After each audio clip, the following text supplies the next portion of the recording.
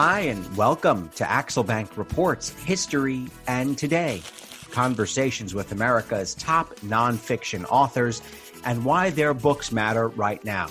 I'm Evan Axelbank, and today we're going to speak with Dr. Claude Clegg, the author of The Black President, Hope and Fury in the Age of Obama. This is his fourth book.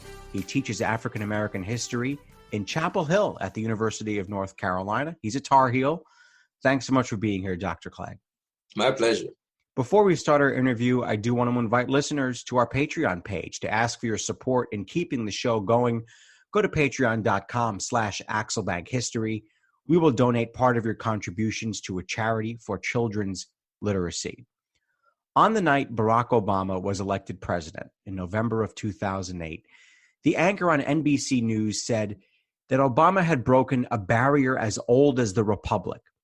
And as the celebrations began in Chicago, as hundreds of thousands waited for Barack Obama to claim the presidency, to appear with his all-American family, another commentator was asked if he wanted to take a crack at words to sum up the moment. And the response was, "I don't know that anyone can."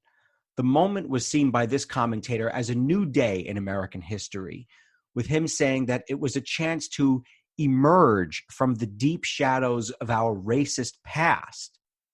Dr. Clegg, is the quintessential lesson Barack Obama can teach us that history is never really dead?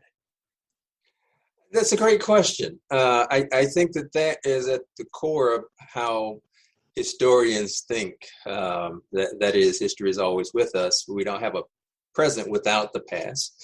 And we as historians, we're interpreters of the past. That is, we read the past with the benefit of hindsight, the present.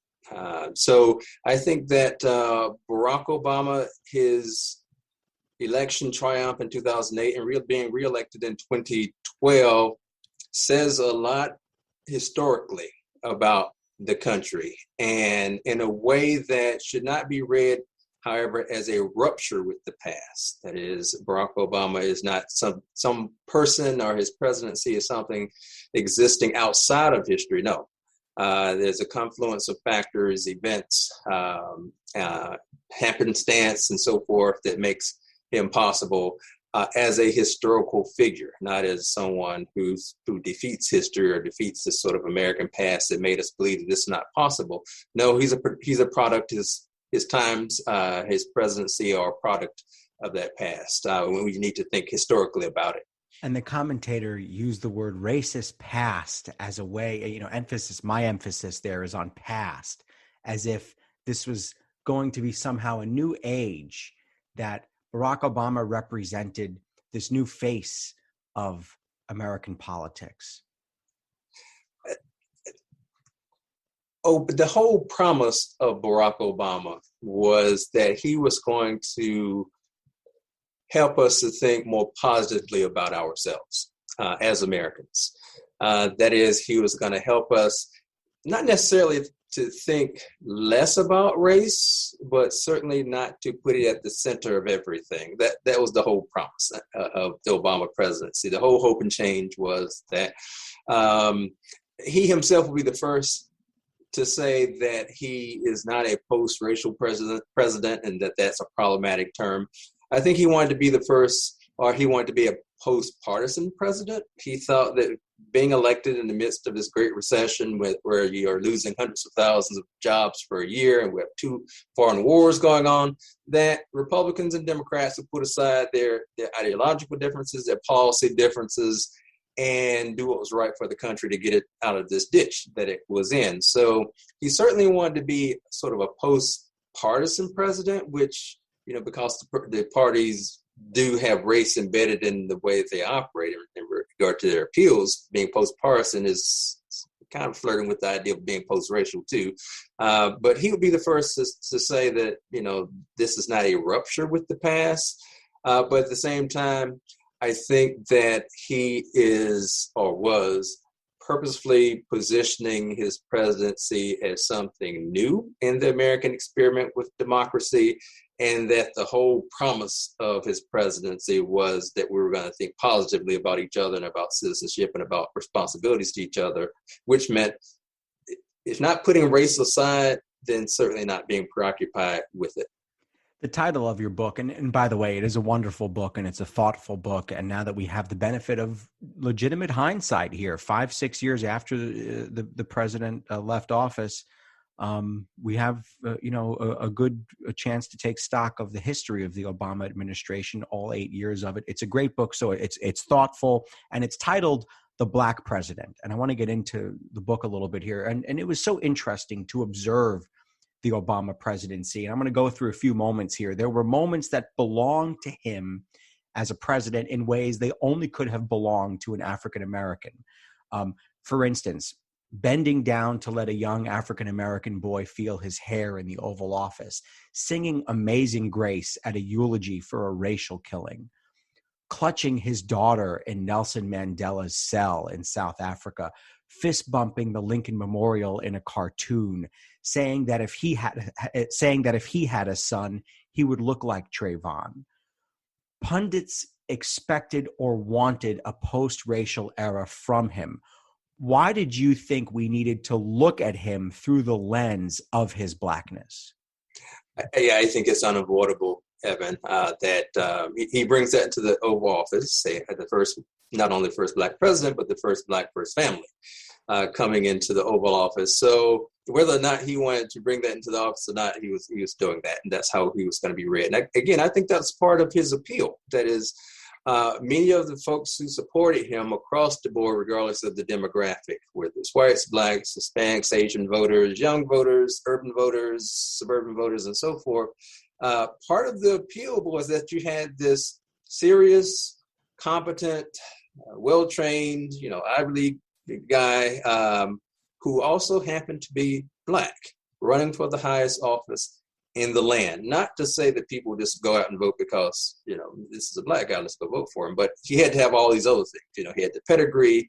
Again, he was a serious candidate for the office, well-trained U.S. senator, So it wasn't a case of just some Black guy got elected, but he's this guy with this amazing background and pedigree and education and so forth, but also happens to be Black as well. So I think that for many Americans, this was the opportunity to do something new and to say something new about the country as well. On the, sort of flip side, there have been those who've joked and said, of course, it would be a Black guy that you elect to the worst job in the world in regard to, in the midst of this great recession, that's something we hadn't seen since the Great Depression. Of course, you're going to give the job to him and see, watch it blow up in his face, which is, I think, a very who would want that cynical job, right? Yes, it's a cynical white, reading, Black, right. But I think that the fact that a Barack Obama is possible, given the history of race in this country, is a way of encountering that history and trying to grapple with it in the grandest way possible, electing a Black guy to be the 44th president of the United States in the worst crisis the country has seen since the Great Depression. It says something great about the American experiment in democracy, I think. At least in that moment, of course, all of the forces of reaction against that come out during the course of his presidency and beyond. But I think in that particular moment, it was sort of a window into the possibilities of what the country could be in terms of not necessarily surmounting, but learning from its history of race and trying to do better by it. So I think that the country, they see his Blackness and they read it perhaps in a way that's refreshing. I think that's the big thing. That is, it is not a handicap to him becoming elected. And it's certainly not his ticket to becoming elected. It was, okay, this is a Black guy in a Black first family. However, he was the best qualified for the job of all the candidates we looked at. And not only were we going to elect him, we're going to reelect him for a second term in office. So it's, again, not a case in which race didn't matter. That said, always matters, but a case in which is not the handicap or the disability that it had once been in regard to people seeking high office. You quote You open the book with a conversation with a relative who was older than you, had seen a lot of American history. The quote that stuck out to me was, "The presidency was a white man's job." That was their interpretation of the American presidency. Do you believe, from all your studies of history, was that deliberate, or was that just the way it worked out? Oh, I think it's very deliberate. Yeah. Yeah. Barack Obama is the 44th president of the United States. All 43 behind him were white guys. So either that's the longest string of coincidences that history has ever recorded, or that there's some tilting of the game towards a particular demographic, which I would argue be the case. I think that Obama, if not shattering that ceiling, and some historic, runs by people like Hillary Clinton, although she doesn't get elected, certainly she won the popular vote in 2016, and Kamala Harris becoming the first woman of color to become vice president. So it's a very consequential election of an African American in 2008, Barack Obama, for these other openings for women of color, and so forth. But no, the system was such that prior to him becoming president, it was not, I don't think, a coincidence that all his predecessors were white men. He said his presidency was the best of times and the worst of times for Black America. And much of your book is an analysis of the ways he lived up to expectations to be a transformational president and ways that he did not. And you write that there was a tension that grew out of the ways that policy didn't match the famous promise of hope and change. In other words, you have the promise on one side, and you have the policy and the realities of governing on the other side. You likened it to walking a tightrope for him. Why was there such a tightrope? And it seems to be grounded in, as you just said, the 43 previous presidents and the system that they represented. That's a great question. That's really the core of the book. That is, Barack Obama is sort of this navigator, this tightrope walker of all these different constituencies and policies and expectations and hopes and dreams and so forth. And the way in which he's able to, as head of state for 8 years, to manage these different constituencies and conflicting policy agendas and expectations, and not be consumed or destroyed by sort of the slipperiness of the tightrope walking that he has to do. If you look at all the data coming out of the Great Depression, you can look at the data now, you can look at the data before Barack Obama becomes president, whether it's unemployment rates, whether it's incarceration rates, whether it's home ownership, whether it's healthcare coverage and so forth, you'll see African Americans really at the bottom. Maybe Latinos as well, people with Hispanic origin in some of those statistics, but certainly African Americans. So Barack Obama becomes president in the midst of, again, the worst economic crisis in the country since the Great Depression. African Americans are, unlike the rest of the country, they're suffering a depression where the country is suffering a recession. So if you look at their unemployment rates, it's usually at least twice that of the rates of whites. Home ownership rates are significantly lower. Wealth and household income significantly lower. So there were those African Americans who, said, well, Mr. President, of all the groups who voted for you, 96% of African American voters voted for you. That's the highest of any group in regard to the percentage of their vote. And the thinking was that when people come out like that, you need to really reward them for that vote. And not only that, there was a moral obligation. That is, you see a segment of the society suffering in terms of, mass incarceration, in terms of wealth loss, in terms of home foreclosure, in terms of unemployment rates. You see a segment of the society, just fellow Americans, regardless of who voted for you and who didn't, who were suffering disproportionately.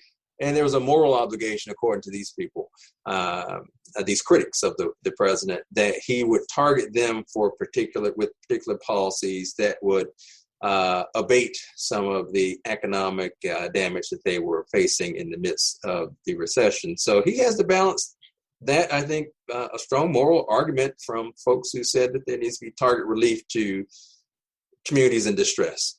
African Americans, Hispanics, urban communities, and so forth. There needs to be targeted relief, as opposed to his own instincts as a sort of universalist. The rising tide will lift all boats. If we make healthcare affordable for everyone, that's going to help African Americans, it's going to help Latinos, and so forth. So he's trying to come up with a policy that improves the lot of a vast range of Americans, and that would include the most vulnerable, while at the same time not appearing to say, okay, I'm going to provide special targeted relief for African Americans. I think he understood the politics of that. That is, and he even says at one point in your book, he even says, I will have an easier time appealing to everybody and also helping African Americans as a byproduct of that, because they're included in everybody. But he also, according to you, used symbolism as well as a language that Black America could relate to him with. How did he do that?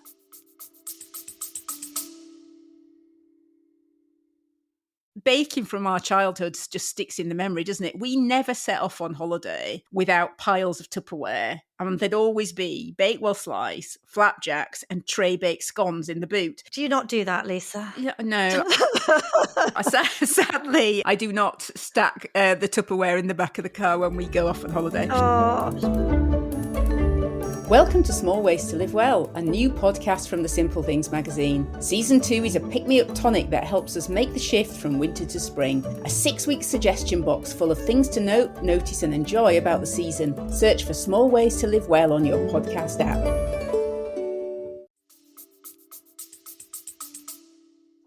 He did a number of instances, and at the top of the show, Evan, you mentioned a few. One, I think very consequentially, he related to Trayvon Martin, a young African-American teenager who was killed by, as he was walking home from the store.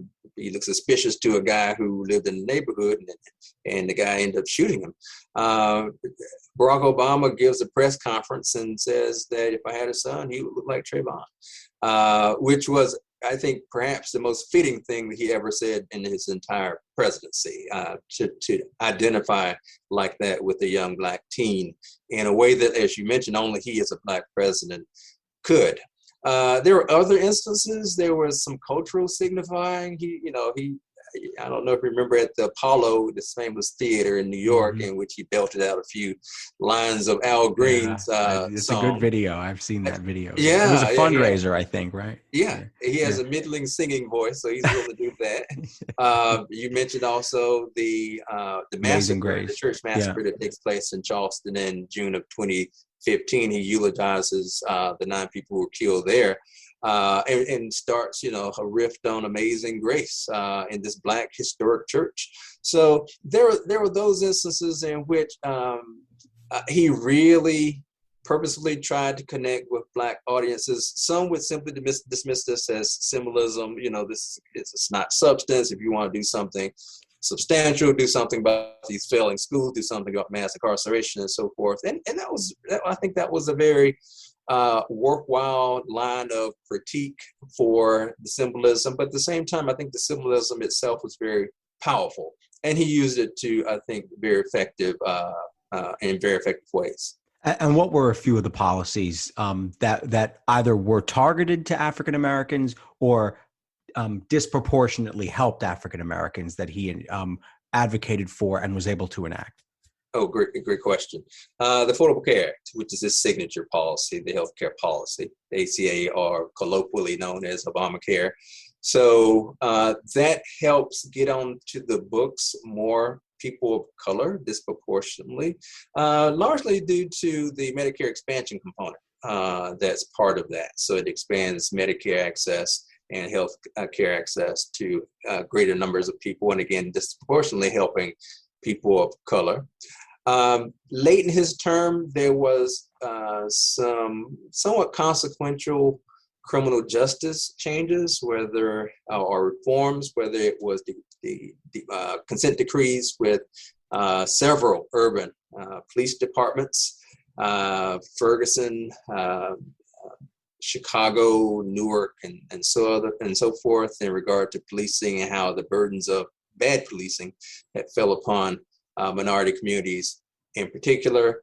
Pell Grants were very helpful in regard to students who had financial need and wanted to go to college. Those were expanded during his time in office as well. The stimulus package that was passed in right at the beginning of his presidency helped African Americans. For example, African Americans are disproportionately employed in public jobs, driving buses, postal service, and that sort of thing. It saved a lot of those jobs, the stimulus package. It was $800 billion, which seems kind of small compared to today, right? 3.5 trillion. Still gets you a cup of coffee, though, right? Yeah, that's right. Yeah, that's right. Don't quit your day job. Right. So some portions of the stimulus package helped African Americans disproportionately. The auto bailout, saved Detroit, I'd argue, from collapsing in on itself. A lot of jobs employing African Americans were saved there too. So there were a number of things that he did that, again, you sort of broad strokes, healthcare, criminal justice reform, but if you look underneath the hood, they helped disproportionately African Americans. I do want to ask about white people also, because it is fair to say that Barack Obama did better with white voters than Al Gore did, than John Kerry did, than Hillary Clinton did, and then Joe Biden did. I mean, just look at some of the states that Barack Obama won. He had them in his pocket. It didn't take 3 or 4 days of counting. I mean, he put those babies in his pocket nice and early. And we're talking about Ohio. We're talking about the blue wall states, the formal blue, that Trump was able to win. But you're talking about Pennsylvania, Michigan, Wisconsin. There was never a doubt in those states. And not to mention Iowa, New Hampshire, not a lot of black voters in those states, and Obama put them away easily. Indiana in 2008, people forget that. We cannot imagine a Democratic candidate winning those states, white or black. So what made Barack Obama so popular with white voters? I think that to a certain extent, at least in 2008, we can thank George W. Bush for leaving office as a very unpopular Republican governor or president, and making people want a change after 8 years of his presidency, after 2 wars, economic collapse, mortgage industry explodes during the second President Bush's watch. So I think there's an opening for anyone any Democratic candidate who is a serious candidate and is talking about some sort of change in course and so forth. So I think that works very much to Barack Obama's advantage. I think that he's speaking the language of a lot of those voters as well in Ohio. If you just lost your job, or it looks like you're going to lose your job building, Toyotas or whatever's been built there, or in Detroit, Michigan, the swing state. You just saw a near-death experience, and Obama's saying we're going to bail out. And this actually started during George W. Bush's final days in the presidency, the auto bailout. So to give him credit there. Yeah. But if you're going to save this industry and you're going to throw hundreds of billions of dollars into doing so, you're going to get some voters in those places. The same with the expansion of healthcare. I think that was a bread and butter economic issue. Healthcare is crazy expensive in this country. It still is. But I think that you're speaking the language of that sort of middle, aspiring, working class voter in Michigan, Ohio, and so forth, in ways that in the midst of an economic collapse resonates with people in terms of, again, bread and butter issues that people are voting for. And it's worth noting that he ran very strong statewide in Illinois. I mean, this is somebody who did very well in Chicago, but won, I think it was like 70% of the vote statewide. So he had to do very, very well in downstate Illinois, which is an experience that he talks a lot about. There's a lot of farming community there. There's a lot of rural community there. And he understood driving back and forth from Chicago to the State House in Springfield, those voters and what made them tick. I want to ask, we have a very interesting notion of Blackness in America, right? I mean, this goes back to slavery, and this goes back to very difficult parts of our history, some of which we're still living through. Where did his Blackness come from? We have had David Moranis on our show, so he talked about President Obama's early years. But let's just lay it out there. His father was Kenyan. His mother was Kansan. He was raised in Hawaii around almost no other Black people. I've heard scholars say Barack Obama did not live the classic, if you can put it into a box, the classic experience of most Black children. Now, I'm not at all saying that it's not a very diverse group of people, and there are all kinds of backgrounds, and America is a great, amazing, fascinating country. But if you can put it into a box, the experience, Barack Obama didn't live inside that box. But because of American social, Siri thinks I'm talking to her. Because of American social mores, he's living life as a Black youngster. Talk about his roots and what you discovered about his roots, and then as they related to the way he ran for office and then served as president. Again, I think that's perhaps the most fascinating conundrum about Barack Obama, in the way he sort of pieces together or self-constructs an identity, not only a Black identity, but an American identity that resonates to the point that he could get elected in 2008. He says he comes about his identity, his Blackness, in a sort of roundabout way, and that's probably about right. I think that's part of the allure, his sort of exoticness. He have his mom and dad who meet in Hawaii. How exotic can you be? The dad is from Kenya, the mom is from Kansas, by way of Washington State. And they meet and go on to college. They have this boy, and then the mother takes them all around the Pacific world. They live in Indonesia for a while. He's back in Hawaii and so forth. So I think that sort of non-conventional background, racial background, mixed background, then he comes to the mainland, and then he reinvents himself as Barack Obama. In his childhood, he was simply Barry. Right. So he embraces that once he becomes a community organizer in Chicago and sort of gets steeped in the issues and the problems of Southside Chicago. Then he goes and he puts on this other hat. So imagine this guy with a whole closet full of hats. So he has the sort of Barack Obama from Hawaii and the sort of mixed race, diverse, exotic hat. And then he has a Southside hat, in which he gets the sort of bona fides as a Black guy. And then he goes off to Harvard. So he's going to get his Black elite hat. He's over the Harvard Review in the law school. He's Columbia undergrad. And then he goes back and gets involved in Chicago politics. He gets married to a Black woman. And he had white girlfriends growing up. Yeah, that is true. But he actually marries a fellow Harvard law grad, Michelle Robinson. Have beautiful children and so forth. So he's amphibious in that way, sort of moving between the lines of race, and they're porous to begin with for folks in a sort of elite strata. So he's able to move between lines of race as he ascends the class ladder.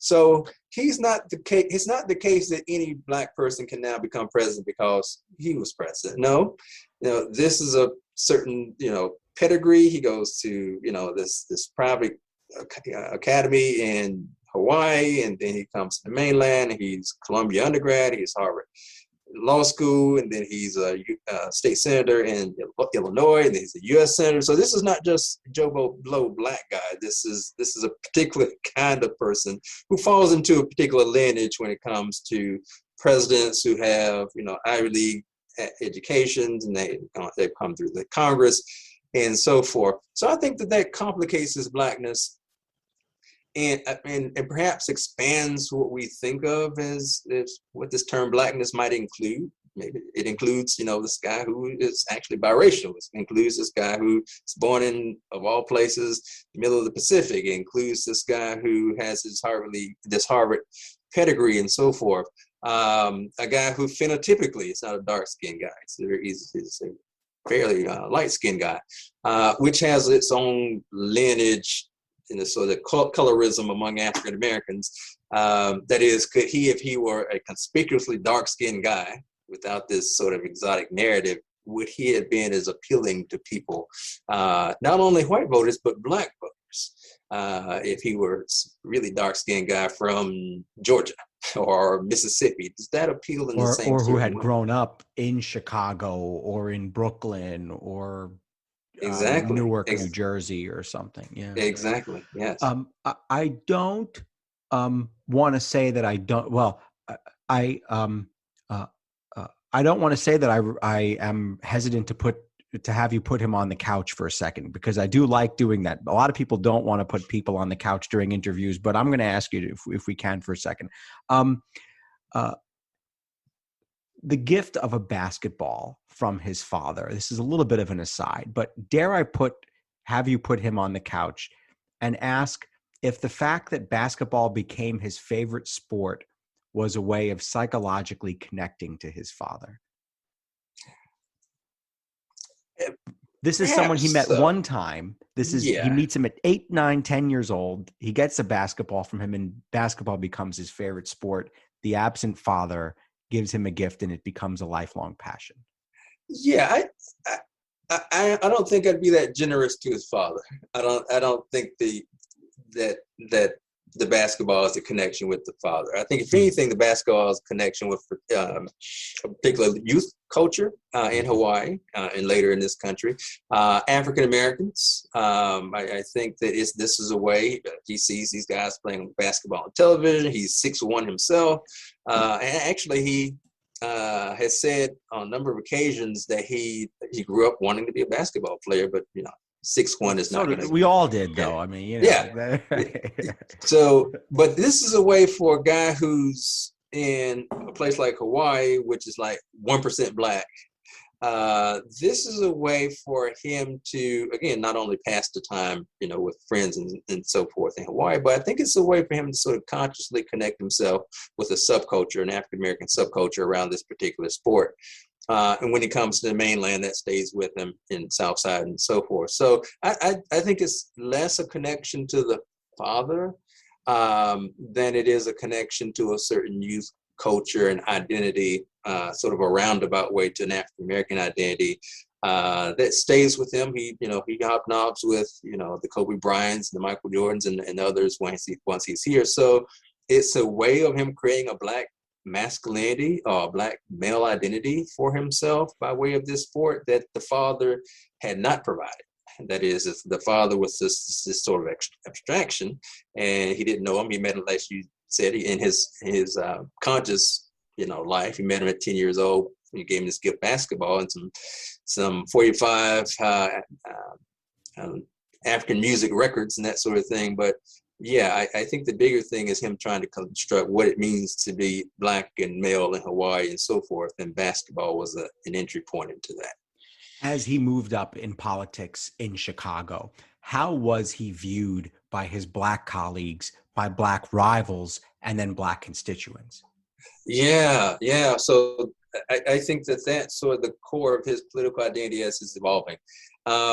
He's a carpetbagger, I think, in the understanding of many black politicians. Hey, this guy's coming, from Hawaii. Who lived? What black guys in Hawaii? So this guy's coming from Hawaii by way of Harvard, and he's going to come to the South Side and school us on politics. And again, Chicago's just an interesting crucible when it comes to black politics. Of course, Jesse Jackson comes out of Chicago. He runs for president in 1984, 1988. Harold Washington, the first Black mayor of Chicago is there when Obama is on the South Side as a community organizer in the 1980s. Carol Moseley Braun, black senator from Chicago as well, the late 90s, early 20th century, early 21st century. So Chicago's an interesting crucible, but it's known for being very insular. Whether it's the daily political machine and so forth, if you're an outsider, that's 4 strikes against you. And Obama was a consummate outsider in regard to this pedigree, this Ivy League pedigree, and being from Hawaii and not being from there and so forth. So he gets a tough go of it from his Black colleagues, especially in the Illinois State House in Springfield. And I think over time, he's able to gather a certain amount of credibility because he's just at it for a while. He's in the Illinois State House for like 8 years. So he's decent enough, and he's there long enough to, be respectable as a sort of transplant into Chicago politics. His big opening is, of course, the Senate seat that becomes open in 2004. He runs for that. But I think if he had just stayed in Chicago politics, he never seems to have been interested in running for city hall or mayor or anything like that. And I don't really see that I don't think his DNA is such that he'd be interested in sort of municipal government of that nature. It sort of reminds me of Kennedy. Kennedy really just had no interest in state politics or in horsing around with, state level issues. That's right. And that was one of the critiques of Obama. This guy's just using us as a stepping stone to the next big thing, right? So he's not serious about Illinois politics. He's not serious about being in the Illinois Senate. This guy's just, look at his track record. He's bounced from Hawaii, and then he's South Side, and then he's at Columbia, and then he's at Harvard, and then he's back here. Of course, he's off to somewhere else. He's not, he's not invested. And he has to sort of stay in Illinois politics to the point that at least some people would say, okay, he has this strange name and he's out from the outside and so forth. But, he's been around, and we'll give him the benefit of the doubt, at least hearing him out. And his first run for a position outside of the Illinois state legislature is unsuccessful against Bobby Rush for that House seat. And he falls on his face. But in that feud, the talk about, okay, this guy's not, he's not really, in it for the long term. He's just, this is a stepping stone to the next big game for him. He was, and I guess is, profoundly ambitious. And he'd be the first to say that. I have a section of the book called A Chronic Restlessness, and that's actually his term. That, it was hard to focus on the here and now. It was always the next step. It was always, winning the next race and so forth. So, a lot of Black politicians, that's, those who have been in the trenches since the Civil Rights Movement, the Bobby Rushes and others, just saw him as, sort of a, loafer who just come in and increase his name recognition and get a constituency, and then he's off to the next thing. How does he frame the next thing? How does he frame race during the 2008 campaign? And one of the ways that he really does have to frame it, there's a major dust up I don't want to use the word scandal, but there was a major incident that occurs with Jeremiah Wright, who's a family pastor. He preached at the church the Obamas attended.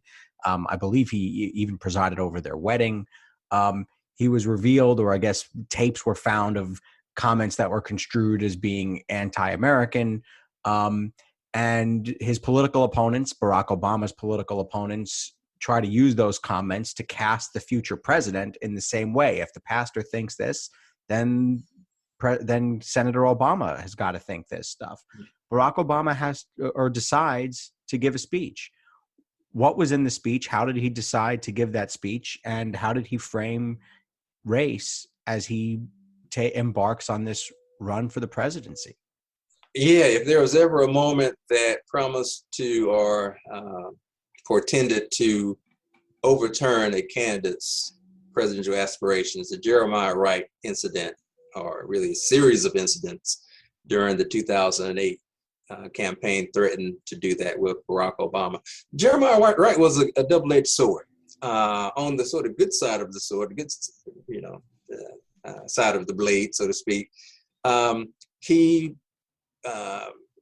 consolidated Barack Obama's Christian bona fides, because there was a whisper campaign. It had been going on since the 2004 run that he made for the U.S. Senate, that this guy was a closet Muslim and that, he's this radical and so forth. And you're going to elect this guy who's this, terrorist sympathizer. And that gets played up during the general election of 2008 by Sarah Palin, who's campaigning with John McCain. So being connected to Jeremiah Wright, this Christian church with this big congregation in Chicago, kind of puts to bed, this idea this guy is sort of closet Muslim, so he has a long affiliation with this church, which also gives him spiritual community, him and his family spiritual community as well. So in an ideal world, Jeremiah Wright, the association would have been a positive one. He was a mentor to Barack Obama. Barack Obama, I think, saw him as a kind of spiritual father figure that his own father had not been. So that's the positive reading of that association. Okay, the other side of that sword, the double-edged sword, was that Jeremiah Wright's critiques of American shortcomings, and whether he had a long list, whether it's foreign policy, military misadventures, whether it's on race, whether it's on healthcare, whether it's on mass incarceration, and he would rattle these things off in very fiery language, and before his congregations. So if you're the guy who's running to make people feel good about race and good about the country and hope and change, and your pastor is saying, God damn America, and it's, this awful place, and it's racist, and it's unredeemable, you have a problem if you're the guy who's trying to thread that needle. Barack Obama decided to, and he's an interesting character insofar as his instincts are to be cautious and to be strategic and pragmatic. But now and then he can do something bold. And this was an instance in which he said, well, if the campaigns are going to blow up in my face, I'm going to give this speech and have my say about what's going on with Jeremiah Wright. So he gives a speech in Philadelphia in March of 2008. And it was sort of typical high tightrope walking Barack Obama, in which it's both sides of ism. So he's saying African Americans have good reason to be upset about high unemployment and low wealth and home ownership rates and mass incarceration and government neglect and decaying schools and so forth. But white Americans have reason to be upset about charges of racism, whether real or imagined, and a litany of other things that they might be concerned about as well. So he sort of splits the baby. He says, okay, both sides don't really understand each other. And the problem is these corporations and, these elites who are manipulating white fears and so forth, and this Fox News and so forth. So if we all just got on one page, talk to each other and so forth, we advance as a country and as citizens better informed about other citizens. And Jeremiah Wright was, he was wrong in his critique, and America is not endemically racist, and he's a throwback to some early era in which, racism was much more of a problem. So Jeremiah Wright would later say he was thrown under the bus in the speech. Maybe not, but it was certainly an instance in which Obama is trying to appeal to both sides, African Americans and whites, on the issue of race, and at the same time put to bed this Jeremiah Wright thing. That is, Jeremiah Wright's wrong about all these things. I like him, and he officiated my wedding, and he baptized my kids and so forth. But he's wrong this race thing. So it was to get beyond the Jeremiah Wright explosion, which I think the speech does do that kind of labor. But again, it's sort of vintage Obama. He can do something bold. I think the speech was a bold thing, but it's also the sort of calculated, strategic, pragmatic, Okay, let's do something for each side. Everybody's not wrong. Everybody's not right. Middle ground seeking that he's known for. We also saw a similar technique as he embarked on the beer summit with Dr. Gates. But I want to ask about another person, another very powerful person, Bill Clinton. As Obama is running in 2008 against Hillary Clinton was seen as something close to a shoo-in for the Democratic nomination. And Bill Clinton really reacts. As I was rereading the passages in the book about Bill Clinton's reaction to Barack Obama's candidacy, I almost couldn't believe that he was at one time labeled the first Black president, kind of colloquially. No one ever thought that, of course, seriously, but it was Bill Clinton's connection with the Black community that much ink has been spilled on about how he was able to cultivate these connections and how he kind of represented sort of Southern Black wishes for a more equal society. And in 2008, Bill Clinton doesn't just borrow from racist tropes, he uses them against Barack Obama. So I want to ask, what did that foreshadow about how other older white men would react to Barack Obama? Clinton, Bill Clinton, that is, one, he's masterful when it comes to politics. So which makes his claim that, no, I wasn't really saying that's misread and so forth, less credible. I think he knew exactly what he was doing and his strategizing against Barack Obama in 2008 and trying to get his wife elected. And on one level, you had, and Barack Obama and others, Jesse Jackson and others have said, the man is trying to get his wife Hillary Clinton elected. Of course, a good husband is going to go all out, and perhaps it goes too far. But you can understand that he'd be defensive about his wife and trying to get her elected. Okay, so that's I don't put a lot of stock in that argument myself, because I think he does damage to both her campaign. I think he does damage to the discourse around campaigning in general during the 2008 election. So he tries his hardest to paint Obama as the Black candidate up front. After the February, late January, early February 2008 South Carolina primary, he more or less dismisses Obama's win there as, Jesse Jackson won South Carolina too, which immediately puts him in the box of being the Black candidate, right? Knowing that in some less diverse states than South Carolina, that may hurt Obama going forward. So this is the Black candidate. This is the Black guy. He won South Carolina like the other Black guy won. Jesse Jackson won in the 1980s. And of course, in true Clinton-esque style, he said, no, I didn't really mean that. Y'all just, if anything, they played the race card on me. That's what Clinton would say. So I think that he had a willingness to go there in a really sort of GOP Republicanist style to employ race and as a sort of dog whistle against Obama, as you'd see others employ against him later on, Obama later on. I also think that there's a generational thing that perhaps is going on. And this is one of the things that happens between Obama and Jesse Jackson. I think that's, Jesse Jackson technically supports Obama during the 2008 election, but he says some really sort of nasty things about him. And some of those things get on the record about Obama. And I think a lot of that's generational. This guy is coming out of nowhere. He didn't put his time in during the civil rights movement. He doesn't come out of this lineage of struggle in the United States, like other African-American leaders. He kind of just appeared, fully formed, and is running for the highest office in the land, just 4 years in the Senate. He hasn't put in his dues yet.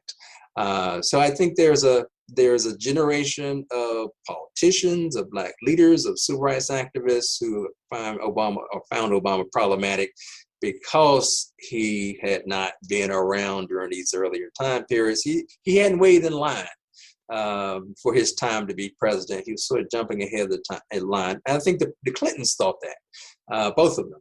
That is, Hillary Clinton, she has long-standing ties with the Black community. Her husband is two-term president, as you just said, Evan. He was so beloved among some African Americans that some said he's the first Black president, largely because he was treated so poorly by his GOP opponents. They would say, who would they treat like that but a Black person? So, they're treating him like they treat a Black guy. So he's our first Black president.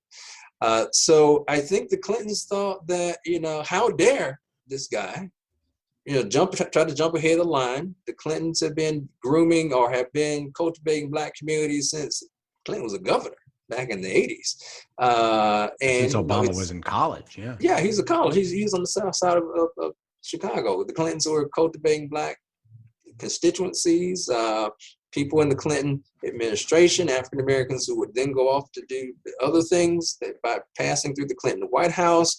How dare this upstart, come in and challenge, Hillary Clinton, they didn't say this, but who's in line to be president, right? She's next up. Maybe in 2016 you might run or something. That's what Andrew Young said, the former mayor of Atlanta and Black civil rights activist. Obama, he said, I want to support him, but in 2016. More or less, this is Hillary Clinton's time. She has all this Black support lined up and so forth. And that was Bill Clinton's, I think, reading. How dare this guy just show up and jump ahead of my wife when we have this opportunity to get back to Washington? We can't talk about 44 without talking about the reaction to it and talking about 45. After Donald Trump became president, one commentator said that if Obama was the first Black president, then Trump is the first white president because he rose to power by seizing on white resentment. The birther issue, Mexicans are bringing drugs and crime. How did Trumpism impact the way you viewed this history project? Did you ever think to yourself, am I really even looking at history right now, or considering what we're living through? That is a great question. That's been the challenge, and it's been an interesting challenge of writing this book, is sort of living through what you're writing about. The book ends with the inauguration of Joe Biden in January of 2021, this year. So we really don't have much in terms of historical hindsight on this recent 2020 election and so forth. So just writing and trying to think about very recent events in historical terms has been a challenge of the book. It's been a fun challenge, but it has been a challenge. We historians like to look at things in the rearview mirror after the dust is settled and we have some distance and we can interpret it and so forth. We tend to be a little less. Yeah. What's that? Good luck with that. It's a little less comfortable for us to be writing about things that you saw yesterday.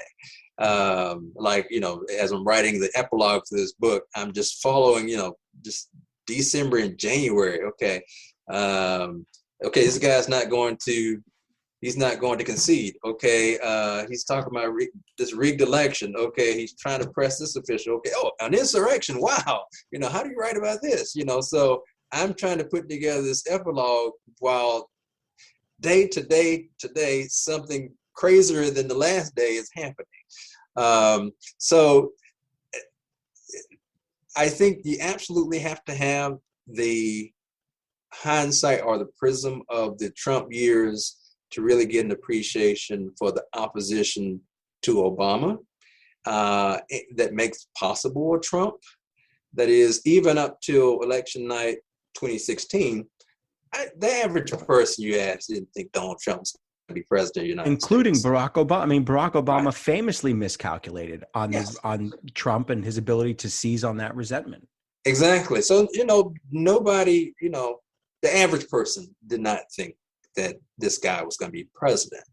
And thus they misread the depth of resentment against Barack Obama, this idea of a black head of state, against the Democratic Party, against demographic change in this country, against immigration and so forth. They misread all of that, those who didn't see Trump And Trump's, if you want to call it a skill or a genius about him when it comes to politics, he had his finger directly on the pulse of those things in ways that I think, political scientists and historians will be studying for a long time. Was he trying, when he did things like, what do you have to lose? And inviting the famous rappers to Trump Tower and to the Oval Office. And he made a big, big push on criminal justice reform, certainly public relations wise, but he also signed a bill that was passed by in bipartisan fashion in the Congress and in the House and in the Senate. Were those an effort by the former president, by President Trump, to peel away black voters or to make white voters feel more comfortable with supporting him? Oh, I think both are going on. That's a great question, a great way to ask the question. I think both are going on. I think that you have to, it was not enough just to run up the white vote. That was just not going to happen. You're going to get, if you're a Republican candidate for the presidency, 58, 59% of the white vote. It's not enough. And you have to win the right configuration of states too.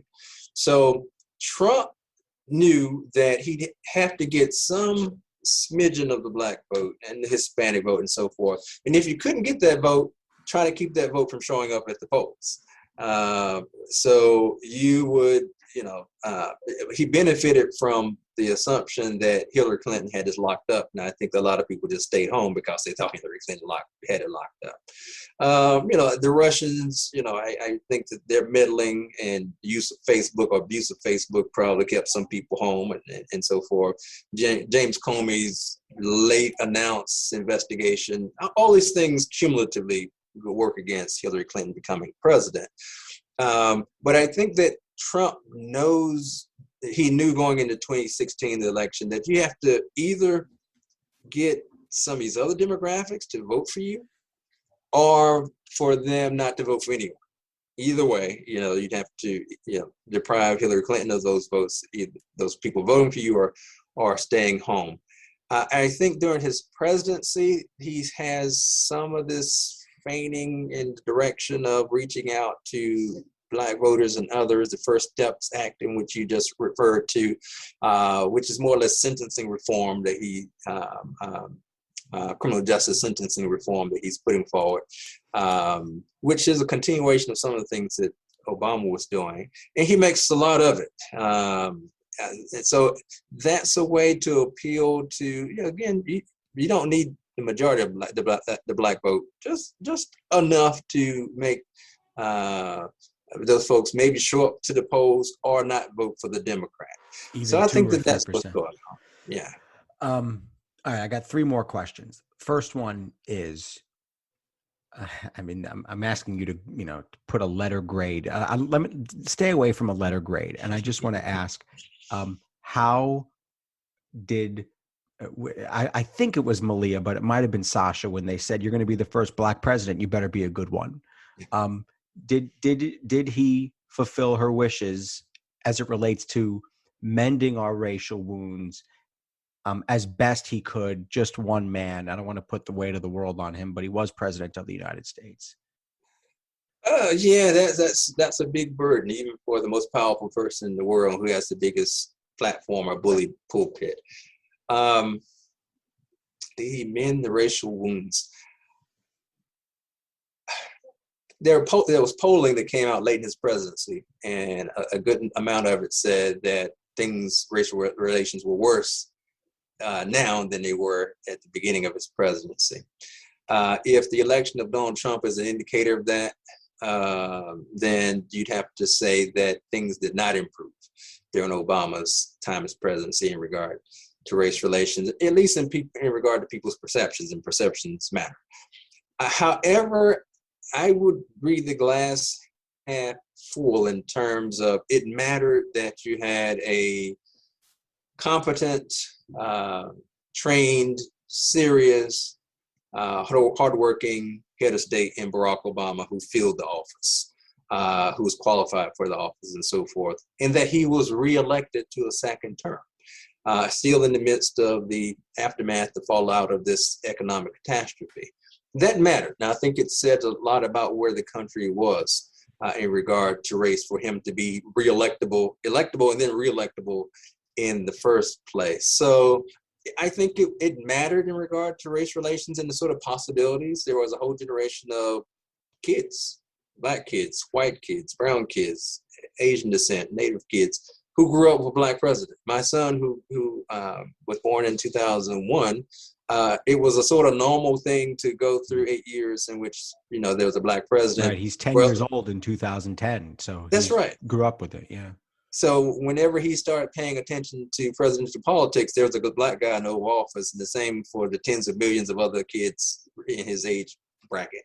So I think that mattered. Now, you'd have to ask me again in 30 or 40 or 50 years from now, after I'm 100 and something years old, how much it mattered.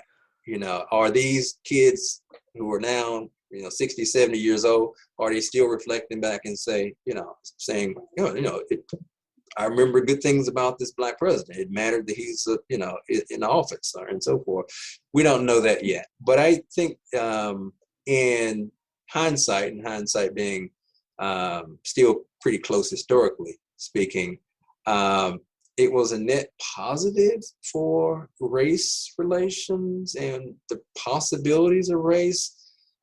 But at the same time, it's very clear in terms of the ways in which there's a backlash against him, which, whether it's the Tea Party, whether it's Trump, whether it's the current state of the Republican Party and so forth in regard to race and voter suppression, all the other things that are going on that have race incorporated into them.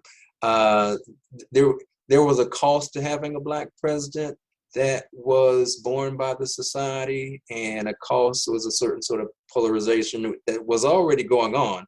But I think that Trump and those of his ilk really exacerbated that division for political gain in some very effective ways.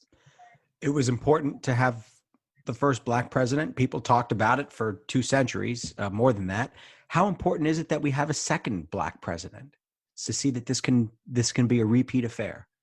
I think that there's something about the first of anything that is just unique, and it doesn't mean the same thing when it happens again. So I think that Barack Obama opens doors to not only Black presidents, but at some point I think we'll have the first president of Hispanic origin, first female president, first Jewish president, and so forth. So I think Obama sort of opens the door of possibility to having people in that office who have not been from the traditional demographic that's been in the office. So I think that's important. I think that people can conceive now of a Black president. Whether it's Kamala Harris or whether it's some other person in the future, whether it's a Black Republican, I think it's not just an abstract thing. Actually, after having a Black president in office for 8 years, so I think just to make something tangible and conceptually possible was one of the big takeaways from his presidency. I don't think it will mean the same thing, for a second or a third Black president as having a first one. I think you'll see some of the same sorts of resistance to it. I don't think that's going away. I think you'll see some of the same sorts of racist attacks on the president, whether it's questioning where the person's born or that sort of. I don't think that's going anywhere, but I don't think it will be quite the same in terms of effectiveness and in terms of how we saw it just stymie a lot of what Barack Obama was trying to do. It's not normal to have a Black president now, but it's more normal than it was before Barack Obama. I want to ask about you. You have written about, I think it was your uncle, or was it an old cousin you wrote about in your book? I want to ask about what you were doing on that night in 2008, November of 2008. I was reporting somewhere. I think I was on the floor of some congressional candidate victory party when someone whispered in my ear or maybe called me and said that Obama had won or was announced as the likely winner. Where were you on that night, and what did you, as a historian and as someone of African-American descent, What did you think about during that moment, and how did that moment resonate with you emotionally? Yeah, wow. I try to capture some of that, as you mentioned, Evan, at the beginning of the book. And the older gentleman is my dad. So Oh, he was in dad? his Okay, I 70s. kept thinking uncle or cousin or something, but No, okay. you're Sorry. close. You're I'm close. sorry. No. I didn't Apologies to name him, him, too. so yeah. You were, the reader would be left guessing, who is this guy he's Oh, you talking didn't say. Okay. about? All right. No, I didn't say. So Okay. you're very close. So is my dad, who was in his 70s. So I'm at home looking at CNN. And just glued to it. I don't know if I was flipping between channels to see who was going to call it first, but I know I can remember looking at CNN and it was Wolf Blitzer. And at the bottom of the screen, it says President-elect Barack Obama. And just that idea, President-elect Barack Obama. And it's sort of big caption there. And I was talking to my dad and I said, let's get off the phone and just sort of savor this. And it's one of those moments, something happens, you're sort of suspended outside of time. It's like you're sort of ungrounded for a moment. And it's like, wow, I kind of knew it was possible because he was doing pretty well in the polls and so forth. But you can't believe it until you actually see it. So you can't actually believe it. So it was like, wow. And then his family comes out, this new first family elect comes out, and they're on the stage in Chicago and gives a speech and so forth. I just thought it was a magical moment for Americans, for the world, really, but American society, that it made me feel more American and more included in what that means than at any other time I think I can think of in life. This guy with this very rich but really diverse and far-flung identity, but still he embraces a Black identity in this Black family, and not only wins, he wins convincingly. That is, he wins by margins in the electoral college and popular vote that no one wins by nowadays. We have much 11 closer p.m. elections. It was over, no question. Yeah. It was none of this stuff, that you're waiting days or no one, somebody decides not to concede and that sort of thing. But it's a convincing, you can go to bed on it, and so that after witnessing 2000, right, with Gore and Bush, and this thing just sort of lingering for weeks and not know who the president is, and these close razor edge Obama elections. didn't even give us an hour. He didn't even give us 5 minutes. It was 11 o'clock and we're done, right? We had no time to worry about the thing. So, but that just said something tremendous about the country. And again, in my 53 years now, I can't think of a moment in which everyone has their sort of JFK assassination moment. If you ask your parents, where were you when JFK, anyone who's in this country, where were you when JFK was assassinated? They'll be able to tell you exactly what they're doing, who they're talking to, when they'd heard the message, and how they reacted. That was my JFK moment. That is the sort of CNN banner headline, President-elect Barack Obama, in which I always be able to tell you exactly what I was talking to, what position I was laying on the bed, looking at this on TV and clicking from channel to channel, trying to see who's going to call it first. So it was one of those moments in time, like Pearl Harbor, like JFK, like 9/11. Let's hope this one turned out a little better, though. It was better than all of those, yeah. But it connects you to the American community and other Americans in ways that you never felt that sort of immeasurable connectedness to it. That is, our country did this, or this, those bad instances. This happened to our country, our people, 9/11, Pearl Harbor. This happened to our president, JFK. This was our president, regardless of what you thought about him. Nothing like that should happen to an American president. So it makes you feel made me feel more American than I ever felt, but also very, very proud of that too. Dr. Claude Clegg, the author of The Black President, Hope and Fury in the Age of Obama. Thanks so much for being with us. My pleasure. Certainly check out that book and his website, which is claudeclegg.com. He's on Twitter at Claude Clegg. I want to invite listeners to our Patreon page to ask for your support in keeping the show going. Go to patreon.com/AxelBankHistory. We will donate part of your contributions to a charity for children's literacy.